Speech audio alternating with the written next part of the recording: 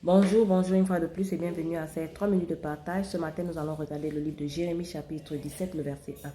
Dans le livre de Jérémie chapitre 17, le verset 1, la Bible dit: « Le péché de Juda est écrit avec un burin de fer, avec une pointe de diamant. Il est gravé sur la table de leur cœur et sur les cornes de vos autels. » Nous allons reprendre la lecture en mettant nos noms. Chacun va mettre son nom, son prénom. Et ça va ressembler à ceci. Le péché de Adèle est écrit avec un burin de fer, avec une pointe de diamant.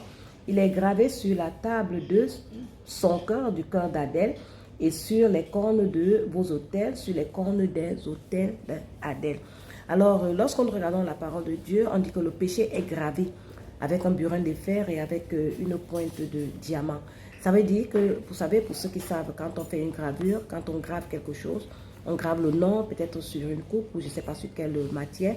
C'est quelque chose qui ne peut pas être effacé. Alors, ça veut dire que là où le péché est écrit dans le cœur et, n'est-ce pas, sur la corne de nos autels, c'est quelque chose que ça ne peut pas être effacé. Mais la vérité, c'est que pour que le péché soit effacé, selon Hébreux chapitre 9, verset 22, la Bible dit que sans effusion de sang, il n'y a pas de pardon. Oui. Alors, c'est le sang qui a la force, qui a la puissance de faire comment? D'effacer ce péché qui est écrit avec un burin de fer, avec une pointe de diamant. Pourquoi? Parce que l'endroit là où se trouve notre péché, n'est-ce pas, ne peut pas être effacé si nous nous entêtons seulement à nous confesser et à faire le bien.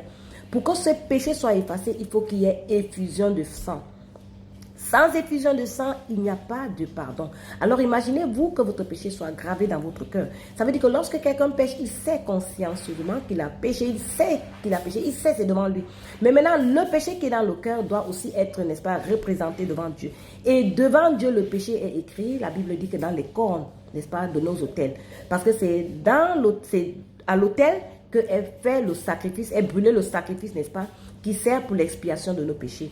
Dans le livre de Lévitique chapitre 4, lorsqu'on regarde à partir du verset 27 au verset 31, on va voir que si quelqu'un du peuple avait péché et qu'il venait à découvrir le péché qu'il a commis, qu'est-ce qu'il fait? Il apporte un sacrifice.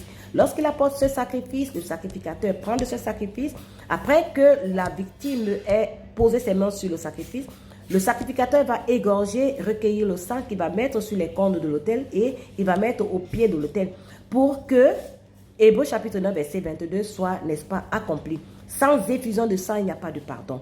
Alors, le péché qui est dans notre cœur doit être purifié avec du sang. C'est pourquoi le sacrificateur verse de ce sang, n'est-ce pas, au pied de l'autel. Et ça doit être également effacé devant Dieu parce que les cornes sont devant Dieu. Et c'est pourquoi il verse de ce sang également sur les cornes qui sont devant Dieu afin que le péché soit